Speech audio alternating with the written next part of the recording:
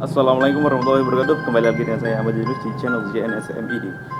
Oke, di sini di hari ini, di hari yang cerah ini ya, bagaimana kabar kalian semuanya? Tentunya saya harap kita semuanya dalam keadaan sehat walafiat, tidak kurang ataupun tidak memiliki halangan untuk selalu beraktivitas seperti biasanya ya. Oke, di sini saya akan langsung membawakan sebuah kisah ataupun cerita yang terjadi beberapa hari yang lalu, dan ini kisah nyata ya, tidak seperti kemarin. Bahwasanya kemarin itu mungkin ada di video yang kemarin ya, mungkin hayalan saya ataupun halusinasi ataupun apa, saya juga kurang tahu, tapi rasanya saya itu seperti nyata gitu. Oke, langsung saja, bagaimana ceritanya tonton setelah yang satu ini.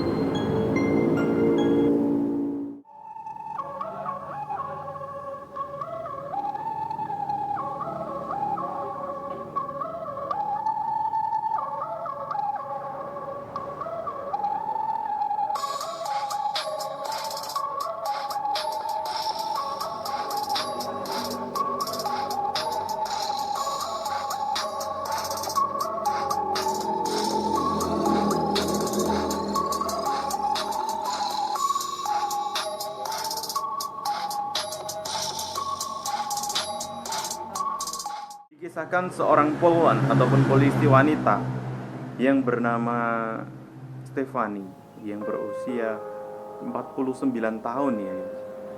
Itu memiliki dua orang anak ya.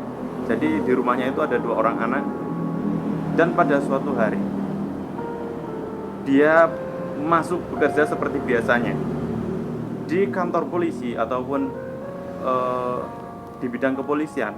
Beliau berpangkat sebagai asisten administrasi yang bertugas di kantor polisi bagian pinggir kota Paris ya. Daerah tersebut bernama Rambouillet. Oke. Jadi teman-teman, Ibu Stefani ini itu memiliki dua anak ya. Dan pada suatu hari dia bekerja di kantor. Karena pada siang harinya umumnya ya, jadi umumnya itu kalau misalnya kita bekerja di sebuah kantor ataupun lembaga ya, institusi gitu, pasti ada jam istirahatnya gitu. Dan pada siang hari ya, pada siang hari itu beliau itu istirahat dan keluar dari kantor untuk mencari makanan ya, jadi sarapan gitu ya. Kejadian itu tepat di siang hari ya, jadi dia kurang lebih jam 11-an lah ataupun jam 10-an. Dia keluar dari kantor menuju ke sebuah kafe ataupun restoran ataupun ya seperti warung makan lah kalau misalnya di Indonesia itu. Jadi dia makan di luar ya, jadi dia makan di luar sekitar 15 menitan ataupun 30 menitan itu dia kembali lagi ke kantor, dan perjalanannya itu juga cukup memakan waktu ya. Nah, kejadian ini itu tidak terduga, karena sebenarnya dia itu keluar dari restoran ataupun kafe, dia kan kembali ke kantor, dia itu sendirian ataupun tidak mengajak teman ataupun apa, karena asisten administrasi kan juga biasanya itu kalau misalnya keluar itu kan ya juga sendiri gitu ya. Nah, pada saat itu dia sendirian gitu, jadi dia kembali ke kantor. Ketika dia memasuki kantor setelah beberapa langkah ya, jadi teman-teman, dia masuk ke kantor sekitar 3 langkah, 4 langkah, 5 langkah, dan belum sampai ke dalam ruangan kantornya, dia kan perlahan masuk lewat pintu ya, membuka pintu secara perlahan masuk, dan juga tidak tergesa-gesa sekali.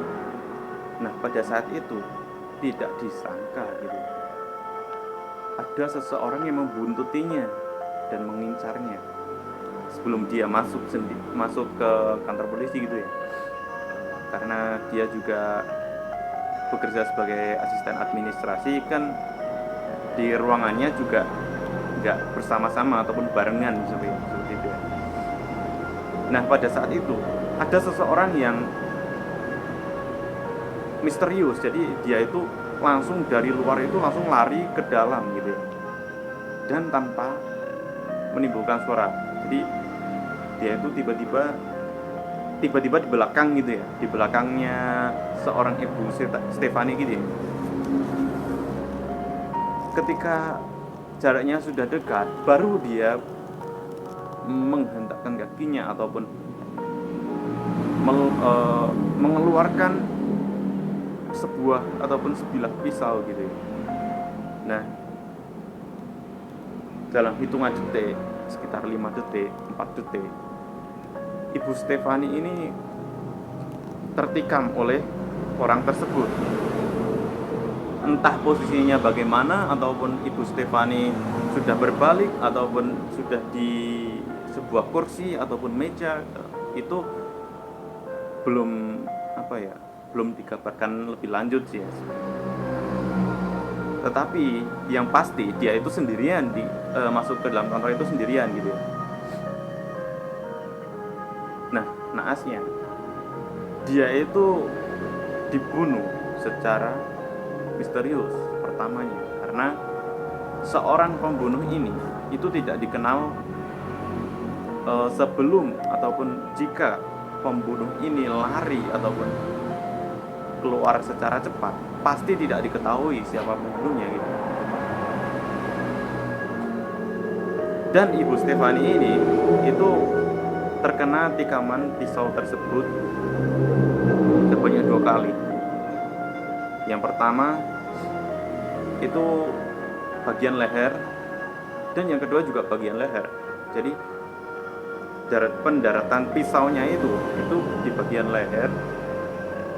Kan otomatis kalau misalnya ya seorang perempuan, ya bukan meremehkan ya, tapi seorang perempuan kan kalau menangani seorang lelaki yang berbadan gede ataupun intinya itu ya ideal lah, ataupun suspek, itu pasti tenaganya itu lebih rendah gitu ya.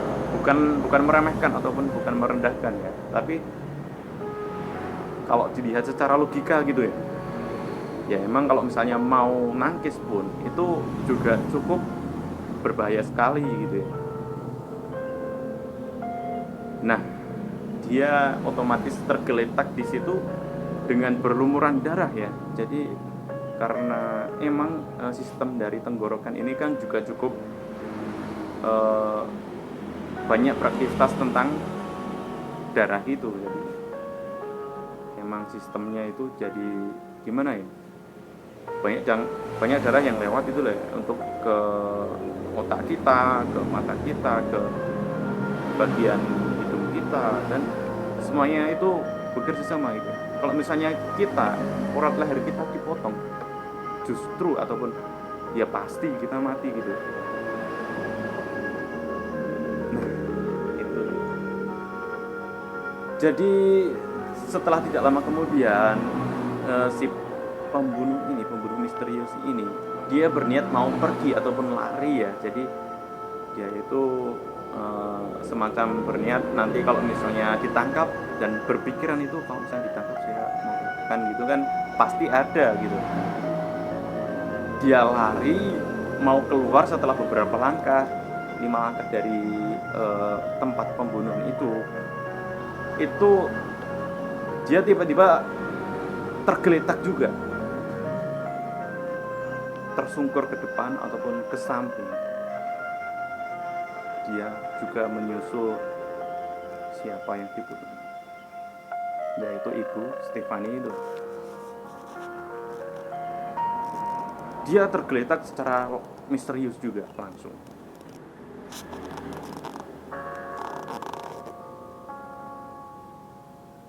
Dan setelah kalian ketahui ya, jadi siapa pembunuhnya. Jadi kan si pembunuh ini membunuh Ibu Stefani. Dan yang kedua, dia mau pergi setelah 5 langkah, dia tiba-tiba tersungkur, entah kenapa. Kalau kalian tahu, jadi pada saat dia lari ke arah pintu ataupun mau keluar dari kantor polisi itu, dia ditembak oleh seorang polisi yang mengetahuinya. Jadi beruntungnya ya, polisi yang di berbeda ruangan ataupun di area kantor polisi tersebut kan pasti ada, bukan satu ya. Jadi di kantor polisi itu tidak cuma satu yang jaga gitu. Nah itu ada yang mengetahui kejadian tersebut karena ada satu teriakan ataupun suara minta tolong dari ibu Stefani cerita lah. Jadi ada tandanya kan, kalau misalnya kita dibunuh pasti tidak diam saja gitu. Dan polisi dari kantor tersebut, kantor polisi Rambulan, nah itu menembak pria tersebut, pria misterius tersebut yang tiba-tiba membunuh seorang asisten administrasi. Setelah peluru ditembakkan mengenai bagian tubuhnya, dia langsung tergeletak dan menyusul Ibu Stefan meninggal dunia di tempat. Dan polisi itu, rekan-rekan polisi itu juga bertanya-tanya siapa sebenarnya orang ini gitu ya. Karena pada dasarnya ini adalah orang yang jarang diketahui di kantor polisi gitu ya. Jarang diketahui di tempat umum gitu. Nah, kalau kalian ketahui teman-teman, pria tersebut itu merupakan ataupun orang yang tidak asli dari Perancis gitu ya. Jadi dia itu keturunan dari negara bagian atau negara tetangga Perancis tersebut yang sama-sama Eropa gitu ya. Ataupun bukan dari negara Perancis itu sendiri. Jadi dia dibesarkan ataupun memang tidak kewarganegaranya itu tidak, asal mulanya itu tidak dari Perancis gitu ya. Jadi bukan darah Perancis gitu. Nah, pada saat diselidiki dengan tim gabungan ataupun tim polisi di kantor polisi tersebut, kan otomatis rame nih. Jadi ada yang melaporkan, ada yang sekiranya memberitahu rekan-rekannya gitu ya, polisi. Itu sebagian ada yang menggeledah pakaian ataupun dari intinya itu identitas korban. Dilihat dari wajahnya, ternyata pria tersebut pernah ke kantor polisi tersebut untuk mengajukan sebuah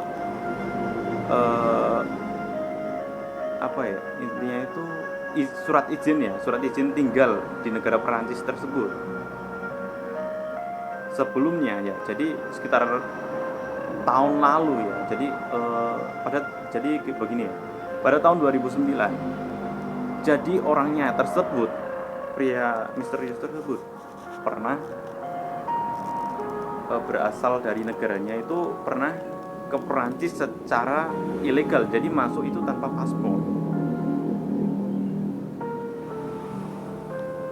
Jadi dia turun dari bandara Perancis itu ataupun dari pokoknya masuk dari negara lain ke negara Perancis itu tanpa izin resmi gitu ya. Jadi tanpa memiliki KTA ataupun apa gitu ya, yang bisa untuk menyelidiki itu kewarganegaraan dari mana gitu ya. Nah, pada tahun 2009 dia masuk ke Perancis secara ilegal ataupun tidak resmi. Dan pada saat itu juga pria tersebut pernah ke kantor polisi di daerah Rambouillet di sekitaran Perancis ya, di pinggir Perancis gitu. Dia itu meminta izin kepada polisi untuk menyatakan pindah kewarganegaraan. Nah, pada saat itu polisi juga sempat menolak karena dia masuk secara ilegal gitu. Tetapi lama-kelamaan pada tahun 2009 juga, yang tidak lama kemudian setelah forum kerjasama atau musyawarah dari polisi itu mengizinkan orang tersebut tinggal di negara Prancis gitu. Nah, begini ya. Dan kita kembali lagi ke cerita. Orang tersebut ataupun pria tersebut digeledah dan terdapat suatu tanda bahwa itu orang yang tinggal di daerah ini, daerah perumahan yang tidak jauh dari kantor polisi tersebut ya. Itu berasal dari negara Tunisia. Jadi negara Tunisia ya. Dia diketahui dari sumber yang saya baca itu bernama Jamal G. Itu nama singkatan ataupun nama lain saya juga kurang tahu. Yang pasti dia bernama Jamal G yang berusia 36 tahun. Jadi umurannya itu ataupun usianya itu sekitar 30-an ke atas gitu.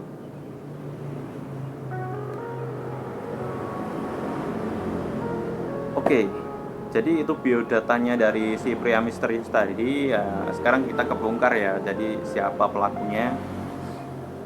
Dan tentunya dia ke negara Perancis ataupun datang dari negara Tunisia ke Perancis itu tidak hanya satu orang, tetapi ada beberapa teman di daerah Perancis yang dekat dengan kantor polisi tersebut gitu ya. Ya tidak jauh lah, mungkin tidak sampai misalnya Jawa Tengah sampai Jawa Barat, Jawa Tengah sampai Surabaya gitu.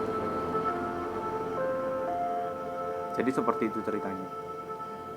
Jadi teman-teman, kita lanjut ya, bahwasanya memang polisi itu juga merupakan suatu aspek penting dalam menangani sebuah kasus kriminal ataupun apa ya. Jadi mereka tidak langsung diam saja gitu. Ketika tim gabungan dari polisi ini ada sebagian yang menyelamatkan korban ataupun pelaku ya. Jadi untuk menginterogasi memang tujuannya itu untuk apa kan juga nggak tahu gitu. Dan sebagian polisi dari tim gabungan itu langsung mendatangi ke rumahnya karena dulunya dia meminta izin bertempat tinggal di daerah di daerah kota ataupun daerah A misalnya gitu, yang tidak jauh dari kantor polisi tersebut. Jadi tim gabungan dari polisi ini itu menggerebek rumahnya gitu. Dan tidak hanya rumahnya saja, polisi juga tidak kehilangan akal. Di rumahnya itu ada apa saja, terus benda-benda apa saja yang sekiranya membahayakan gitu ya.